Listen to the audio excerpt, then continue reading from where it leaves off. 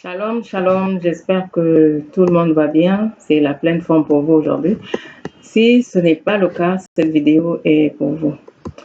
Je voudrais qu'on parle aujourd'hui de la puissance de la louange dans les problèmes. C'est vrai que j'ai déjà fait une vidéo sur la louange, mais ça ne parle pas tout à fait du même problème, des mêmes réactions à avoir lorsque nous avons des problèmes. Il s'agissait de louer le Seigneur et de le laisser agir. Mais là, je voudrais que nous parlions de comment nous devons nous comporter quand nous avons des problèmes, quand nous sommes face à des situations difficiles, quand on a des déboires, on a toutes sortes de problèmes qui nous tombent sur la tête. Qu'est-ce qu'il faut faire en tant qu'enfant de Dieu? Parfois, qu'est-ce qu'on fait? On se lamente, on pleurniche, on élance plein. Pour certains, on accuse même Dieu. On se lève, on n'a même pas envie de prier, on n'a pas envie de lire la parole, on se dit, bon Seigneur, tu m'as abandonné, si je suis dans tel problème, dans telle situation, c'est à cause de toi, c'est parce que tu ne me regardes pas, c'est parce que tu ne prends pas soin de moi, c'est parce que tu m'as oublié. Seigneur, tu n'es plus avec moi. Seigneur, jusqu'à quand cette situation, jusqu'à quand ces problèmes, jusqu'à quand ces déboires?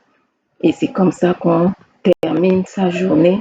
On passe toute la journée dans les plaintes, dans les murmures, on passe toute la journée dans un état d'esprit qui ne nous fait pas du bien, qui apporte plutôt la déprime, la dépression et qui nous fait vraiment aller au plus fond, au plus profond même de la détresse. Ce n'est pas bon en tant qu'enfant de Dieu d'être là, de se plaindre tout le temps quand il y a des problèmes, de se plaindre quand nous avons des situations difficiles qui nous arrivent, des choses que nous ne comprenons pas.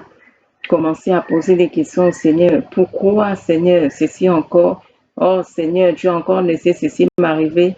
Oh, Seigneur, tu étais où quand telle ou telle chose est arrivée à mon enfant? Oh, Seigneur, voilà, j'ai encore eu tel rêve. Oh, Seigneur, jusqu'à quand tu vas me laisser avec ces forces de ténèbres-là, me fatiguer la vie, Seigneur, jusqu'à quand? Il nous arrive de poser toutes ces questions au Seigneur, mais ce ne sont pas de bonnes attitudes. Ce ne sont pas des attitudes qui poussent Dieu à intervenir dans nos vies, qui poussent le Seigneur à se manifester, à se glorifier. N'oublions pas que quand le peuple d'Israël s'est retrouvé poursuivi par Pharaon et son armée, devant eux, il y avait la mer Rouge. Ils étaient là coincés. S'ils allaient à gauche ou à droite, l'armée allait les rejoindre et allait les tuer. Donc, la scène ici, c'était quoi? Avancer. Il fallait juste avancer. Mais là, c'est à ce moment que Dieu s'est glorifié. Ce n'était pas à ce moment qu'il fallait commencer à se plaindre, qu'il fallait commencer à murmurer, qu'il fallait commencer à gémir, commencer à parler au Seigneur d'une certaine façon. Non, mais plutôt demander l'intervention de Dieu. Vous savez, les problèmes ouvrent toujours la porte au miracle quand nous avons de bonnes attitudes. Dieu se glorifie dans nos vies dès qu'il y a des problèmes, dès qu'il y a des situations. C'est pour lui des occasions pour se glorifier. C'est pour lui des occasions pour se manifester comme il l'a fait en ouvrant la mer Rouge en deux. Est-ce qu'on avait déjà entendu ça depuis que le monde existait? Non. Il a fendu la mer en deux pour que son peuple traverse parce que c'était la seule issue. C'était la seule voie. Le peuple était coincé. Dans quelle situation te trouves-tu aujourd'hui? Es-tu coincé? Es-tu sans solution? Te trouves-tu dans les ténèbres? Sans solution. Seigneur, me voici. Je suis dans un tunnel tout noir. Je ne vois rien devant moi. Je n'aperçois pas une lueur qui apparaît, il n'y a même pas l'ombre d'une lueur, Seigneur, me voici. Il ne faut pas murmurer. Qu'est-ce qu'il faut faire? Apprenons à louer le Seigneur dans les problèmes. Apprenons parce que ça nous donne un état d'esprit qui pousse le Seigneur à intervenir, qui pousse le Seigneur à agir dans nos problèmes, à agir dans nos situations. Si la parole de Dieu nous dit déjà, je veux qu'on lise ce verset-là dans Hébreux 6:12, d'imiter ceux qui par la foi et l'attente patiente ont reçu l'héritage. Ce n'est qu'en attendant patiemment, ce n'est que par la foi que nous allons entrer dans les promesses que Dieu nous a faites. Ce n'est pas par des murmures, c'est pas par des plaintes, c'est pas en grondant Dieu, c'est pas en lui donnant des conditions, non. Et il est dit également dans Romains 8, verset 25, si nous espérons ce que nous ne voyons pas, nous l'attendons avec persévérance. Qu'est-ce que tu espères du Seigneur? Le fruit des entrailles? Tu espères un travail? Tu espères un conjoint? Tu espères une maison? Tu espères une voiture? Qu'est-ce que tu espères? La bonne santé? Dieu te dit d'attendre avec persévérance. Et attendre avec persévérance, c'est quoi? Rester dans une attitude qui va permettre au Seigneur d'agir. Rester dans une attitude qui va permettre au Seigneur de se glorifier, de se manifester. Et cette attitude, je vous dis, c'est quoi?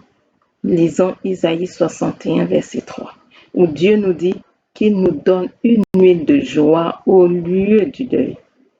Il nous donne de la splendeur au lieu de la cendre.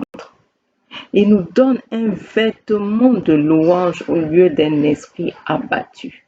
Si tu veux sortir de l'abattement, il n'y a pas mieux que le vêtement de louange. Pour sortir de l'abattement, de la déprime, de la dépression, du découragement, il n'y a pas mieux qu'un vêtement de louange. Dès que tu te réveilles et des mauvaises pensées commencent, des pensées de lamentation, des pensées de murmure, des pensées de gémissement, qu'est-ce qu'il faut faire? Mets-toi un cantique dans la tête ou même mets un cantique. Aujourd'hui, avec Internet, on a accès à tellement de louanges. Mets un cantique ou loue toi-même avec ta bouche. Loue le Seigneur. Que ce vêtement de louange-là te revête. Ce vêtement de louange soit sur toi pour pouvoir faire partir l'esprit d'abattement, l'esprit de désespoir, l'esprit qui ne compte plus sur rien. On a vu la dernière fois qu'il faut tenir ferme. Les temps seront de plus en plus difficiles et on ne peut pas tenir ferme si on est dans la déprime. On ne peut pas tenir ferme, on ne peut pas compter sur le Seigneur dans la dépression. On ne peut pas compter sur le Seigneur si on est là à se lamenter, si on est là à penser que si nous sommes dans tel ou tel déboire, dans tel ou tel problème, c'est à cause de Dieu. Nous ne pourrons pas tenir ferme. Nous avons besoin plus que jamais de nous revêtir de la louange. Prenons cette arme-là. Ça nous fera sortir des murmures. Ça nous fera sortir des lamentations. Dès qu'une pensée arrive pour vous dire, oh, vraiment, je suis tout le temps malade, Seigneur. Ça, c'est quoi vraiment? Pour que vous commenciez encore à vous lamenter. Commencez à chanter le Seigneur. Oh Dieu, tu es bon. Oh Dieu, je te bénis. Oh mon Dieu, tu es bon. Oh mon Dieu, tu es bon. Vous allez voir, vous allez directement oublier que vous avez même des douleurs, que vous avez des maladies, vous avez des problèmes, vous avez peut-être le loyer qui n'est pas encore payé, vous avez des échéances, vous allez oublier tous ces problèmes-là parce que vous serez là en train d'élever Dieu. Vous serez là en train de glorifier le Seigneur et l'appeler dans votre situation. Mon frère et ma soeur, quel est ton problème? Je te donne ce secret aujourd'hui. Prends ce vêtement de louange. Dieu veut te donner de la splendeur au lieu de la cendre. Dieu veut te donner une huile de joie au lieu du deuil. Tu es enfant de Dieu. Dieu veut que tu sois heureux, que tu ne sois pas constamment dans le deuil, mais que tu sois dans une huile de joie. Cette huile de joie qui va te revêtir, même si tu n'as pas encore vu ce que tu attends, même si tu n'as pas encore obtenu les promesses, mais cette huile de joie qui te revêt, qui t'enveloppe. Dieu veut que tu portes ce vêtement de louange en tout temps, en toutes circonstances. Dès que la petite pensée arrive, pour te commencer les lamentations, pour commencer la déprime. Oh, je suis fatiguée. Oh, depuis que je prie, vraiment, qu'est-ce qui change même? Oh, puis ceci, oh non.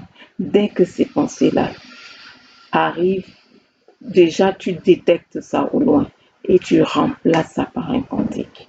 Au début, ça ne sera pas facile, mais plus tu prendras cette habitude, plus ça va s'installer, Et toi-même, tu viendras témoigner de comment Dieu s'est glorifié. Parce que plus tu vas le louer, et comme la Bible dit, il siège au milieu de la louange de son peuple. Il sera là pour te délivrer. Il sera là pour intervenir. Il sera là pour accomplir le miracle. Parce que lorsque nous comptons sur Dieu, en tenant ferme, en persévérant, en lui montrant que c'est sur lui seul que nous comptons, on est là avec l'ennemi qui nous poursuit. On est face à la mer Rouge. Quelle est ta mer Rouge? Compte sur le Seigneur. Tiens ferme. Prends ce vêtement de louange et attends-toi à lui. Que Dieu vous bénisse en ce jour. J'espère que vous allez mettre en pratique ce conseil et témoigner de la puissance de Dieu dans votre vie. Shalom.